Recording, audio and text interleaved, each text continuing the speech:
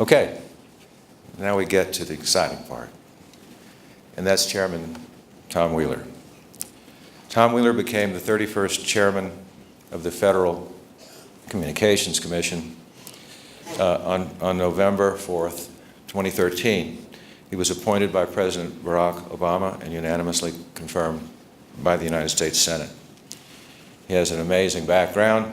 For over 3 decades, he's been involved in new telecommunication networks and services, experiencing the revolution in telecommunications as a policy expert, an advocate, and a businessman.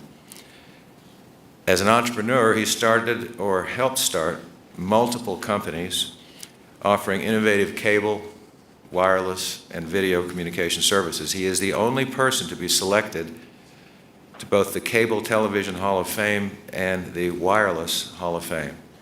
A fact President Obama has joked makes him the Bo Jackson of telecom. You are not flattering yourself by laughing and telling me that you know who Bo Jackson is. That's going back a few years. Prior to joining the FCC, Chairman Wheeler was managing director at Core Capital Partners, a venture capital firm investing in early-stage internet protocol companies. He served as president and CEO of the Shiloh Group, a strategy development and private investment company specializing in telecommunications services, and co-founded SmartBrief, the internet's largest electronic information service for vertical markets. From 76 to 84, he was with the National Cable Television Association. I'm going to skip down just a bit here, and in the interest of time and letting him get up to the podium here. But from 1992 to 2004, Chairman Wheeler served as president and CEO of the Cellular Telecommunications and Internet Association, CTIA. President Clinton and Bush each appointed Chairman Wheeler a trustee of the John F. Kennedy Center for the Performing Arts, where he served for 12 years. He is also the former chairman and president of the Foundation for the National Archives, the nonprofit organization dedicated to telling the American story through its documents, and he is a board member of public broadcasting. We really have no greater advocate for people with cognitive disabilities than Chairman Wheeler. Give him a great round.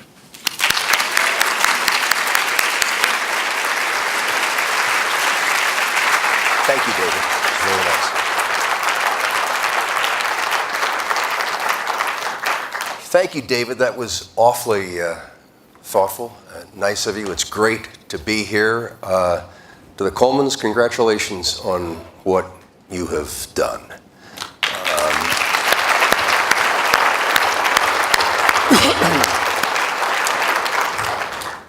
You know, this is the 16th anniversary, right? Which means you're almost old enough to drive now, right? I'm going to, I've been vamping here a second. I'm going to move over to here and pull out the backup text that one always carries in his pocket, so I make sure that I can share with you some of the thoughts that we've put together. It is really exciting.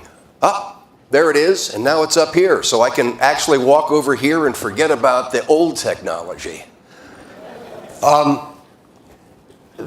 You know, the work that the Coleman Institute has been doing has been fabulous. And the fact that there are two leaders like the Colemans individually, and I got to meet the Turners earlier today, that have stepped up, and David and Shay, and what you're doing, making this all happen. Because, you know, I'm a guy that, as David said in that nice introduction, I'm a guy who has spent a lot of time in the policy arena, and an advocacy just cannot be underestimated. people speaking out for themselves, and more importantly, speaking out for those who can't always speak out for themselves. Because that's what policymakers pay attention to. And now in a role as a policymaker, I can only double down on that kind of statement. But obviously we are gathering here at really exciting times. There's only 33 days left until the election. Now the last thing that I want to do here is to walk into issues associated with the presidential election. But I did notice a couple of weeks ago an article in the Washington Post that I thought was really relevant to what we're talking about here today. And the headline of that article said the following, quote, "Clinton campaign makes an unusual push to win over disabled people and their families," unquote. Now, forget about the substance of the story and think about that headline. It's 2016. It's 20 plus years after passage of the ADA. Nearly 1 in 5 Americans has a disability. 30 million Americans have intellectual disabilities. And the idea of a candidate doing targeted outreach to this large part of the population is described as unusual.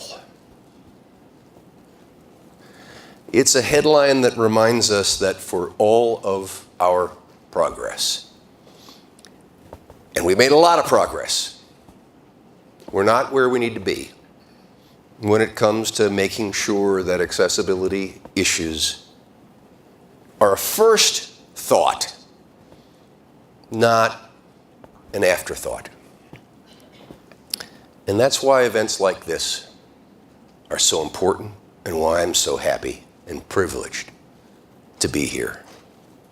I look forward to engaging, and I can tell you I have already learned from you all in some of the visits I had this morning. But first, I'd like to use these remarks to bring you up to speed on some of the things that we're doing at the Federal Communications Commission to address the challenges of Americans with cognitive disabilities. For starters, let me be clear about something. Yes, the challenges before us are real. We need to be open-eyed. We need to acknowledge that there's a lot of work yet to do. But make no mistake, I've never been more optimistic about the possibilities. We're at a time when digital technology, internet protocol or IP technology, offers the greatest opportunity in history to use technology to attack challenges that have affected individuals throughout history. And that includes the 30 million Americans with intellectual and developmental disabilities. I want to pause here for a second, because I think this has to be the driving point for all of us. We are at an historic juncture. If we don't do everything to harness the marvelous new potential of technology to attack the challenges of individuals with disabilities, then shame on us.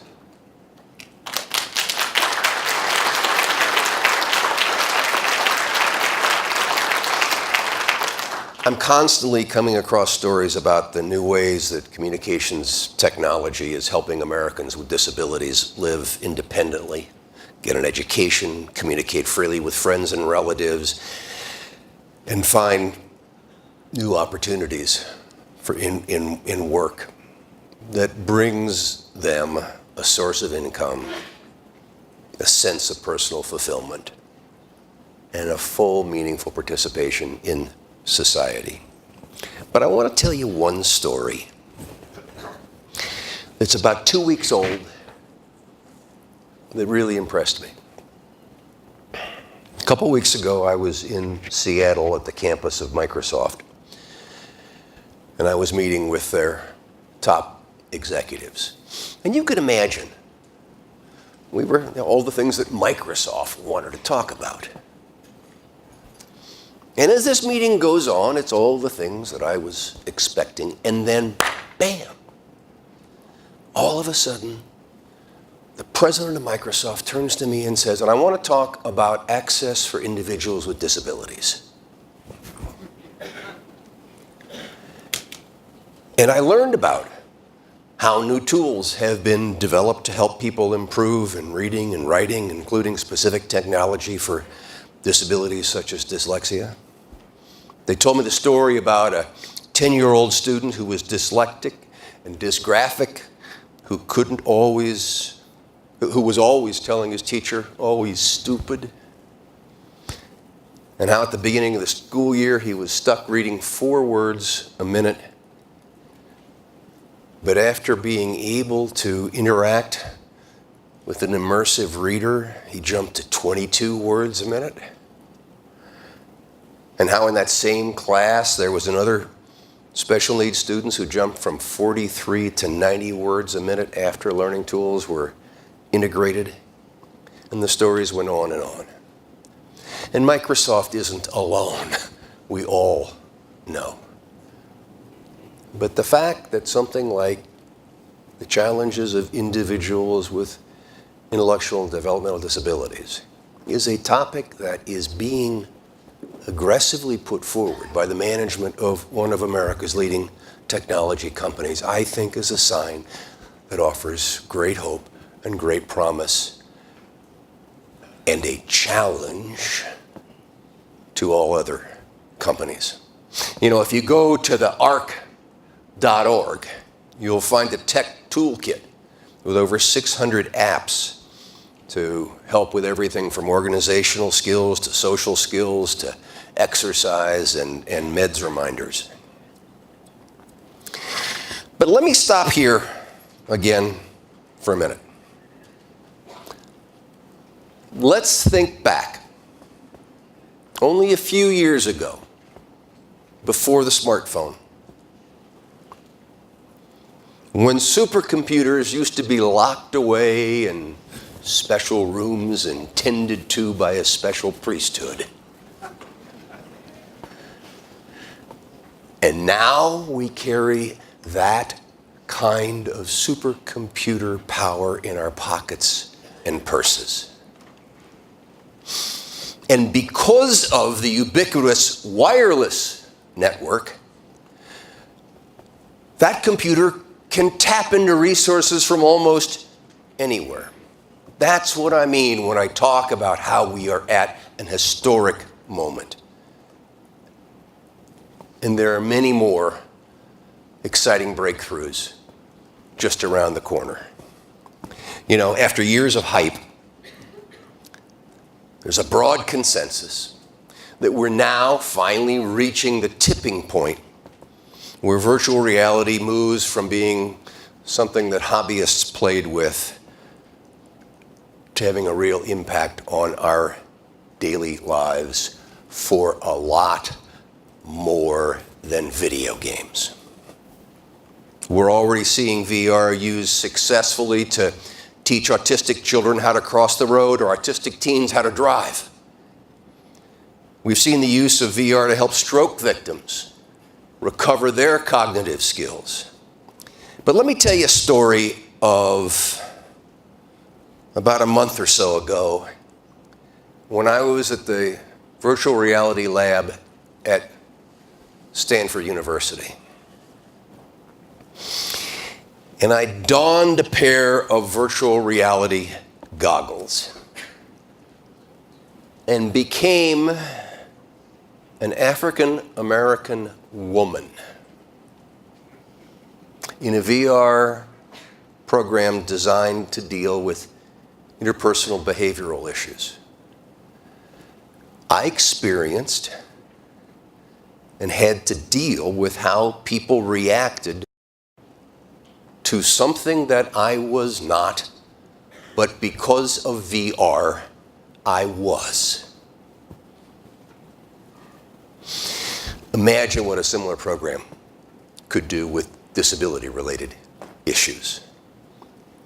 And so with ever-increasing computing power and high-speed wireless connectivity, I believe we've barely scratched the surface on virtual reality's potential. And that a couple of years from now, at the 18th meeting of the Coleman Institute or so, you'll be talking about the impact VR is having on this community. There are so many potential opportunities opening now because of technology, but the question becomes, what do we need to do to seize on these? And one of the most important things that needs to happen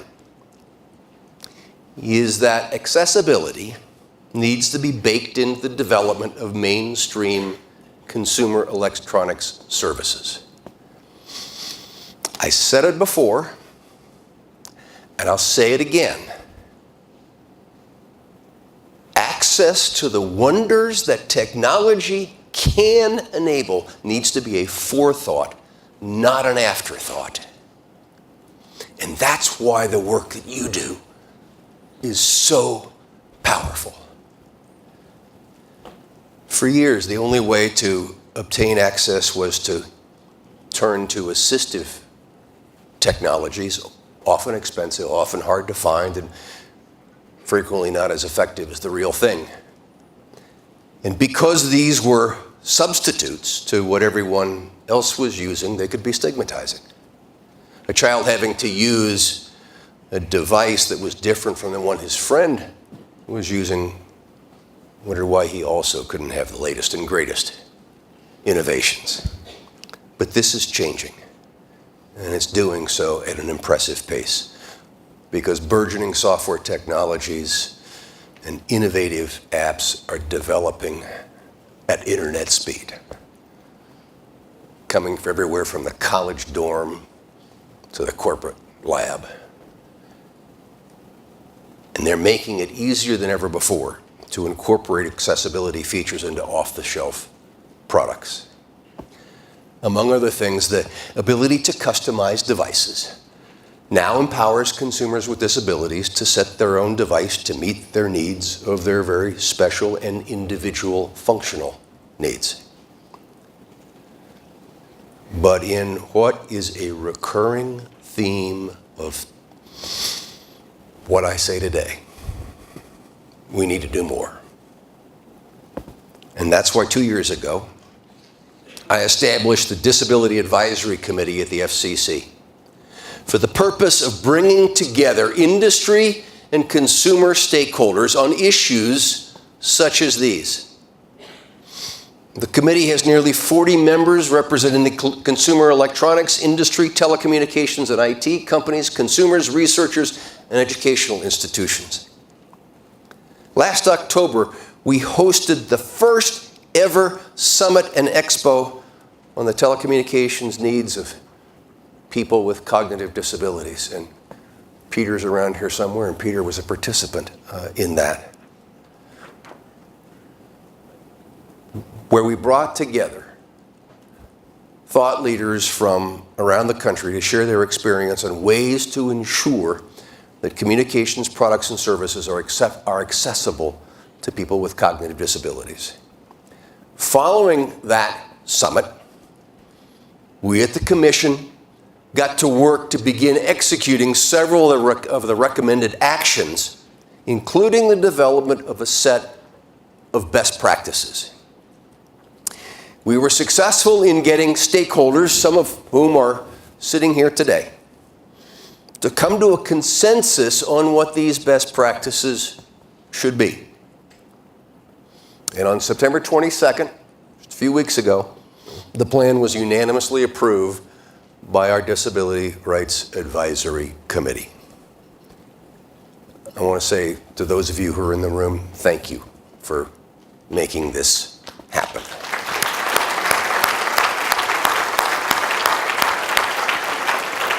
The commitments that these companies, their trade associations have made to the best practices should not be taken lightly. Their promise to address the needs of people with cognitive disabilities as they design and roll out new communications technologies is both groundbreaking, inspiring, and essential. It's the first time that this industry sector has made a public recognition of the needs of this population. And did I mention that there is an explicit mention in the best practices document that its principles are consistent with the Coleman Institute Declaration?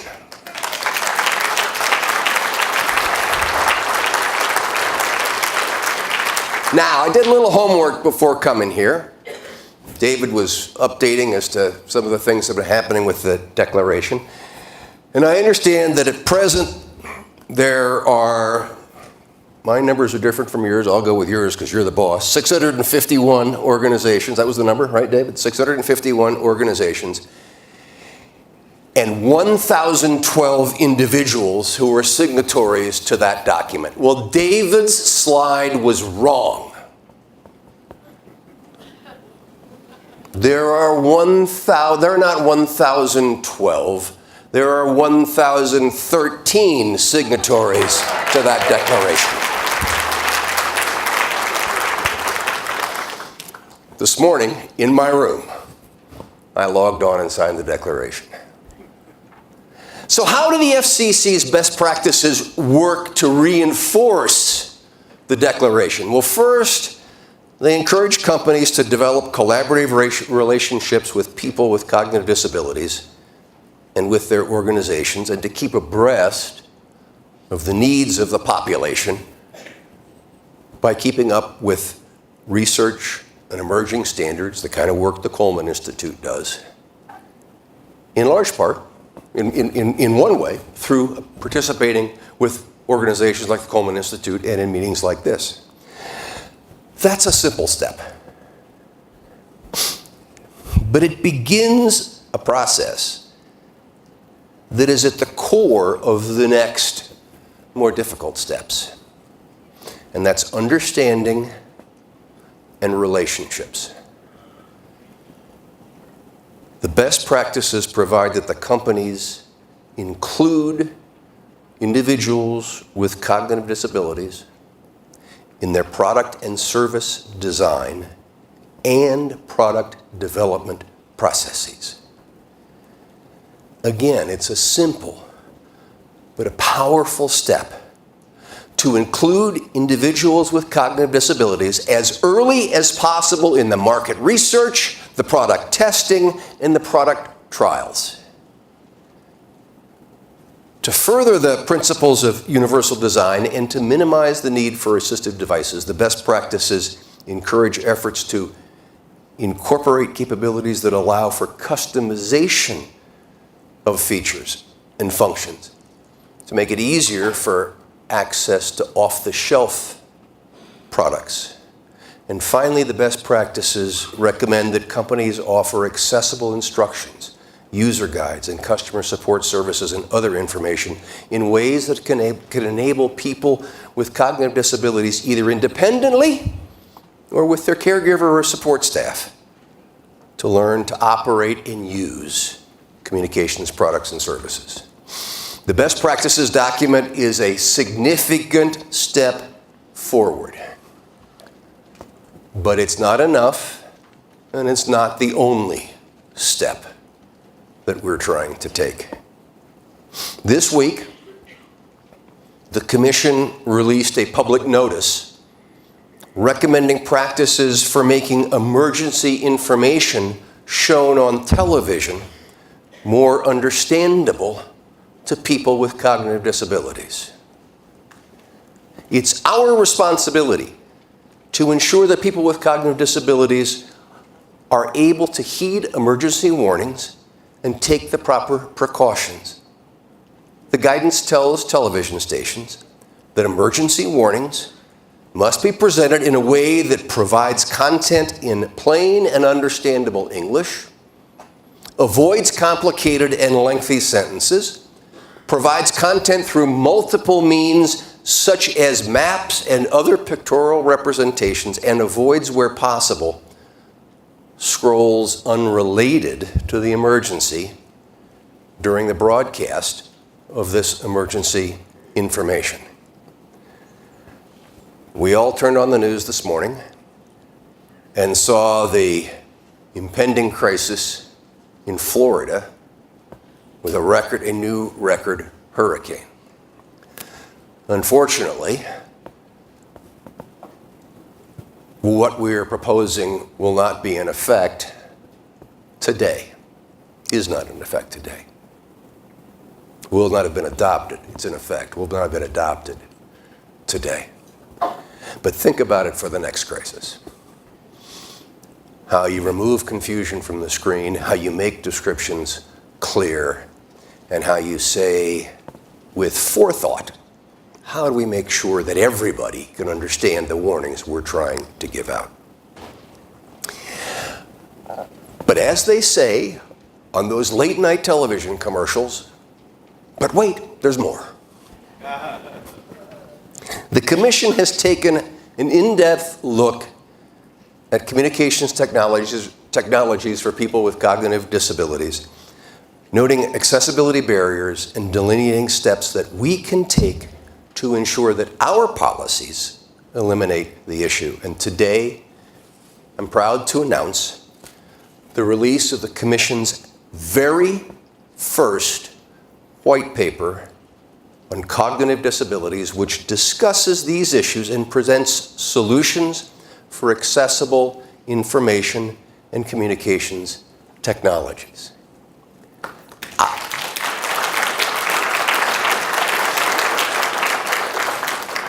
I think there are two things that are notable here. One, I'm proud that it's the first. And two, there is a responsibility that an agency like ours has to make sure that we use our regulatory oversight, to make sure that we use our bully pulpit to bring together communities and those who can do something for the betterment of those communities. But back to the white paper for a second. There are three recommendations, two of which you'll be real familiar with. One is the lack of accessibility and how we might address that, and second are the economic barriers that result from the often inequitable economic circumstances of those who need the technologies. But I'm sure this will come as no surprise to any of you. The work that we did on this paper and the recommendations that we make in this paper found something else that appears to be preventing the full utilization of emerging communication technologies. And that is the lack of outreach to individuals with cognitive disabilities and their support networks about both their rights to accessible technology and the availability of some of the communications technologies that can already improve their daily lives in significant ways. The white paper contains an impressive rundown of available communications tools that can help people live more independently. Again, The role of an agency like ours is not always just to come in and say, you need to make sure there's closed captioning and that it's understandable and this is how you're going to do it. The role of an agency like ours is to make sure that we bring the parties together and say, what can we all do collectively to attack common challenges? I urge you to go to our website, take a look at the white paper.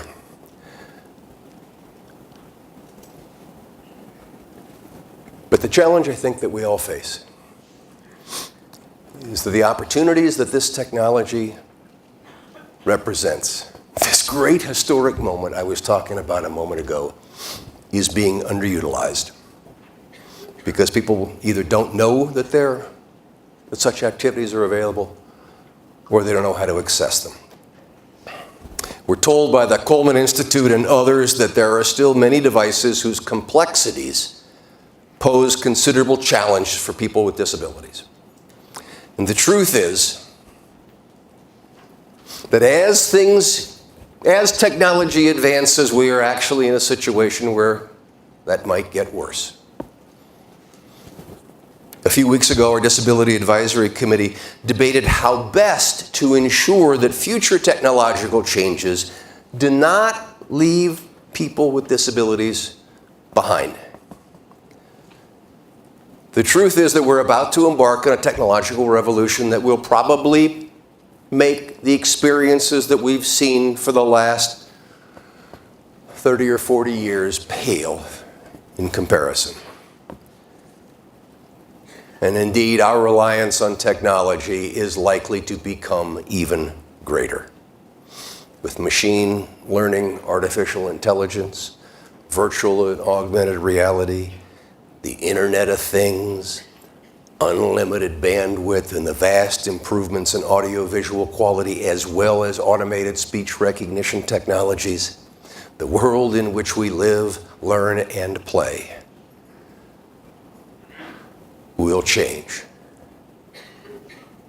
And the challenge that we all have is, will it improve? It must improve for all. And that means that these innovations must involve accessibility from the start. Ignoring the risks creates an even greater set of obstacles for how individuals can access the benefits that I began with saying we need to be so optimistic about. The FCC has rules in place assuring that advanced communication services and equipment are accessible, and we will enforce those rules.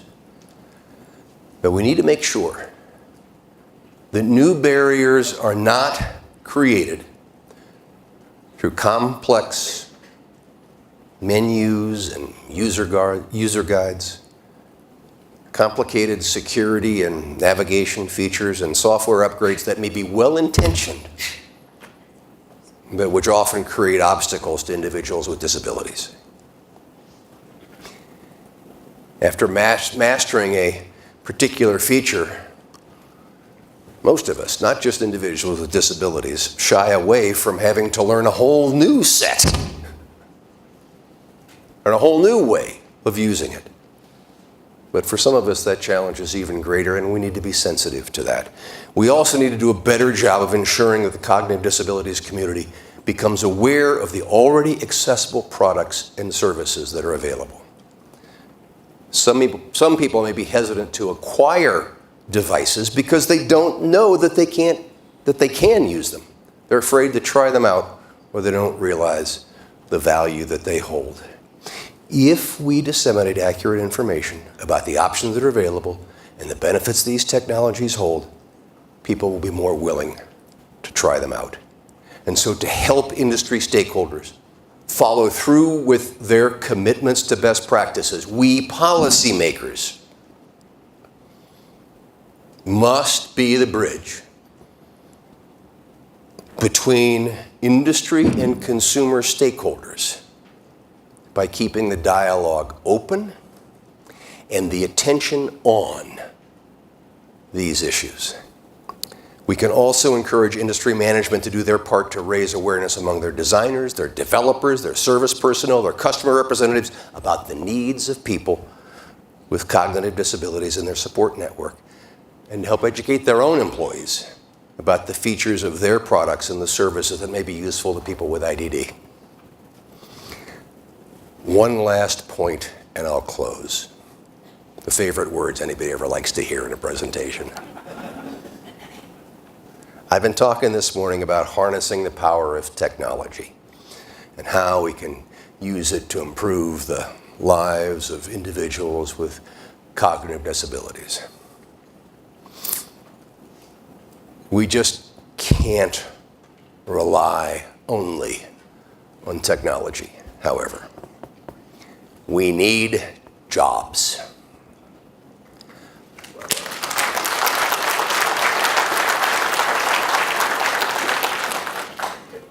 I'm proud of the fact that the FCC has built a prototypical program for the employment of individuals with intellectual disabilities in federal agencies.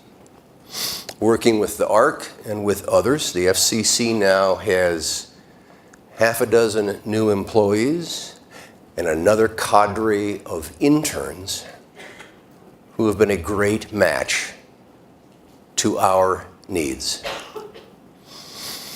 So let me step out of the policymaker role for a minute and talk as a manager and a coworker. Excuse me. The involvement of individuals with IDD has helped everyone at the FCC. Work is getting done and well. Training is ongoing. Promotions are happening. And there are new relationships and sensitivities being developed amongst colleagues working together on the same team. I would be really remiss when I get excited about this if I didn't brag about the work that Mindy Ginsburg, our Deputy Managing Director, has been doing on this, not only to bring it about at the FCC, but then to go out and evangelize to other federal agencies and say, this is something you too need to be focusing on. So here's the bottom line. This is our time to make a difference.